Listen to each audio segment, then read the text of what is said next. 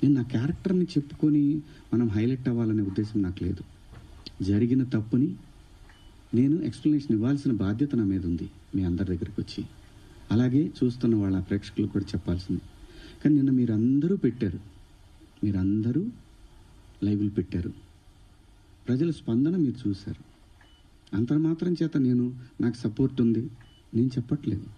ఉన్నా సరే నేను మాట్లాడిన తప్పు ఇది చాలా దూరం క్యారీ ఫార్వర్డ్ చేస్తాం. ఇంకో హీరోని అడుగుతారు, ఇలా అన్నాడు శివాజీ, క్షమాపణ చెప్పాడు కదయ్యా అని అంటారు. ఇది వెళుతూనే ఉంటుంది నిరంతరం, కొన్నాళ్ళు ఇంతకన్నా పెద్ద ఇష్యూ వచ్చే వరకు కదా. అలాగే ఒకవేళ ఆ లూలు మాల్లో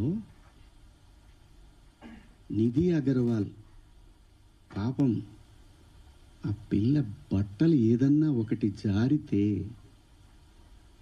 ఆ అమ్మాయి జీవితకాలం ఆ వీడియోలు ఉంటాయి కదండి, తీమన్నా తీస్తారండి ఎవరన్నా? నన్ను చాలా ప్రొవోక్ చేసింది ఆ ఒక్క సిచ్యువేషనే. నేను మా సమంత గారిది నేను చూడలేదు, అయ్యింది అని అన్నారు.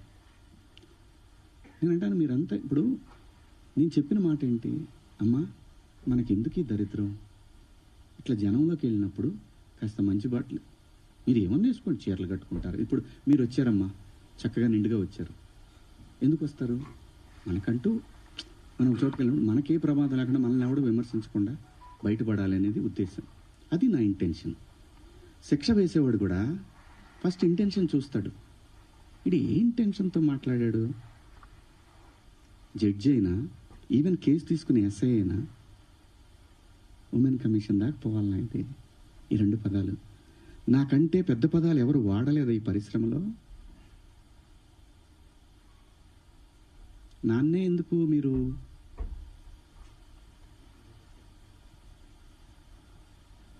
నేనేం చేశాను? అమరావతి రైతులు ఆడవాళ్ల మీద బూటు కాలేసి తొక్కినప్పుడు నేను మాట్లాడా, నేను నిలబడ్డా, ఎన్నో సందర్భాల్లో నిలబడ్డా.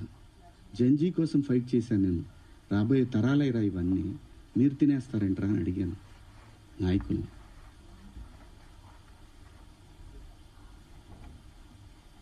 మీరందరూ కూడా మన పేపర్లో కానీ లేదని కానీ ఎప్పుడైనా సరే ఒక మిస్ వార్త ఏదన్నా గబుక్కన మనం టీవీలో ప్రజెంట్ చేసినా కూడా సవరణ అని ఒకటి ఇస్తారు. మీరు మనుషులు, మనం సమర్థించుకోవట్లా, పొరపాటు జరిగింది అని చెప్తున్నాను నేను. దానికి మీరందరికన్నా కూడా ఎంత ఇది ఉందో కానీ నేను ఎప్పటికి సెట్ అవుతాను నాకు తెలియదు. నా వేదనంతా ఆ చిన్మయ్య గారి దగ్గర నుంచి అలా అలా అలా అలా అలా వెళ్ళి ఉమెన్ కమిషన్కి వెళ్ళిపోయి వాళ్ళు నాకు మెసేజ్ పెట్టి నువ్వు 27వ తారీఖు మా దగ్గర అటెండ్ కావాలి అని. అమ్మ నేను ఆల్రెడీ క్షమాపణ చెప్పాను, వన్స్ మేము రిలీజ్ చేసిన తర్వాత రావాలి. వెళ్తా, చట్టాన్ని గౌరవించాలి, ఖచ్చితంగా వెళ్తా. వెళ్ళి ఒక అపాలజీ లెటర్ ఇస్తా, నాకేం ప్రాబ్లం లేదు, నేనేం సిగ్గుపడను. నేను తప్పు చేసినప్పుడు క్షమాపణ చెప్పడంలో తప్పేముంది? ఏమీ తప్పులేదు. ఇష్టం వచ్చినట్టు మాట్లాడుకుంటున్నారు. ఒక బార్కి వెళ్తే డ్రెస్ కోడ్ ఉంటుందండి, ఒక పబ్కి వెళ్తే డ్రెస్ కోడ్ ఉంటుంది. షూ లేకుండా లోపలికి రానీయడు. కొన్ని పబ్బుల్లో అయితే గర్ల్ ఫ్రెండ్ లేకుండా రానీయడు. నేనేమన్నాను?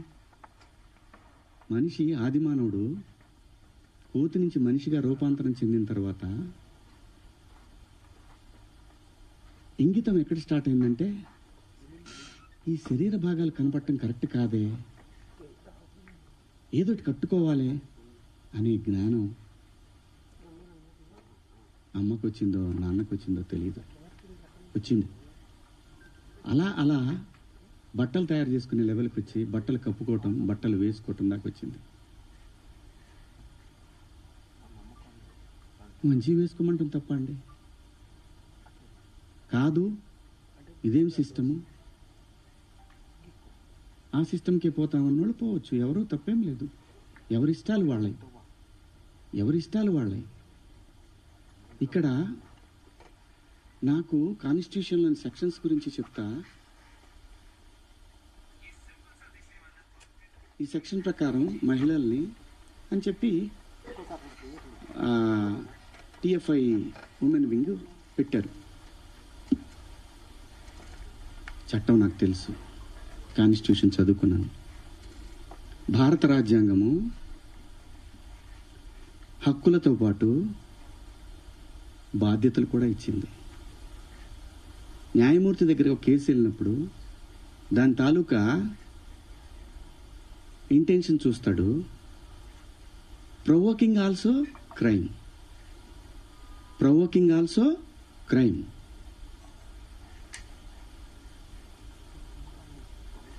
చాలామంది పెద్దవాళ్ళు, మన సీనియర్ సిటిజన్స్ అందరూ కూడా ఎందుకు అలా మాట్లాడతారు అంటే, నెక్స్ట్ జనరేషన్కి వాళ్ళ సంస్కృతిని క్యారీ ఫార్వర్డ్ చేసి వెళ్తున్నారు.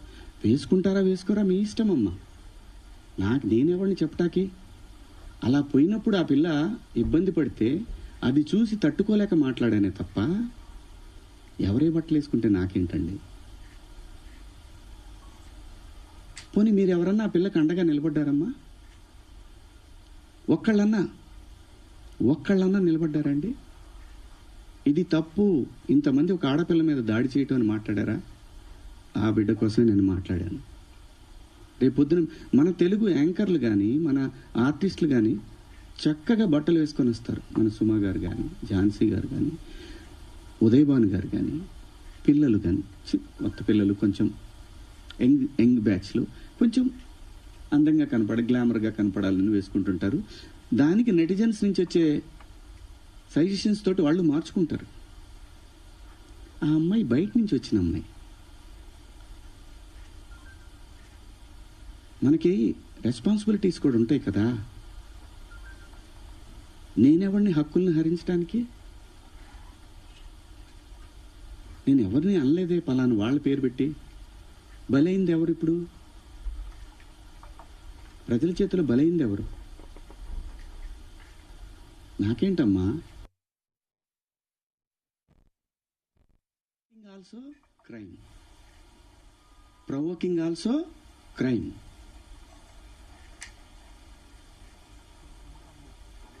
చాలామంది పెద్దవాళ్ళు, మన సీనియర్ సిటిజన్స్ అందరూ కూడా ఎందుకు అలా మాట్లాడతారు అంటే, నెక్స్ట్ జనరేషన్కి వాళ్ళ సంస్కృతిని క్యారీ ఫార్వర్డ్ చేసి వెళ్తున్నారు. వేసుకుంటారా వేసుకోరా మీ ఇష్టం అమ్మా, నేనెవరిని చెప్పటానికి. అలా పోయినప్పుడు ఆ పిల్ల ఇబ్బంది పడితే అది చూసి తట్టుకోలేక మాట్లాడానే తప్ప ఎవరే బట్టలు వేసుకుంటే నాకేంటండి. పోనీ మీరు ఎవరన్నా ఆ పిల్లకి అండగా నిలబడ్డారమ్మా? ఒక్కళ్ళన్నా నిలబడ్డారండి? ఇది తప్పు, ఇంతమంది ఒక ఆడపిల్ల మీద దాడి చేయటం అని మాట్లాడారా? ఆ బిడ్డ కోసమే నేను మాట్లాడాను. రేపొద్దున మన తెలుగు యాంకర్లు కానీ, మన ఆర్టిస్టులు కానీ చక్కగా బట్టలు వేసుకొని వస్తారు. మన సుమా గారు కానీ, ఝాన్సీ గారు కానీ, ఉదయభాను గారు కానీ, పిల్లలు కానీ, కొత్త పిల్లలు కొంచెం యంగ్ బ్యాచ్లు కొంచెం అందంగా గ్లామర్గా కనపడాలని వేసుకుంటుంటారు. దానికి నెటిజన్స్ నుంచి వచ్చే సజెషన్స్ తోటి వాళ్ళు మార్చుకుంటారు. ఆ అమ్మాయి బయట నుంచి వచ్చిన అమ్మాయి. మనకి రెస్పాన్సిబిలిటీస్ కూడా ఉంటాయి కదా. నేనెవరిని హక్కుల్ని హరించడానికి? నేను ఎవరిని అనలేదే పలాను వాళ్ళ పేరు పెట్టి. బలైంది ఎవరు? ఇప్పుడు ప్రజల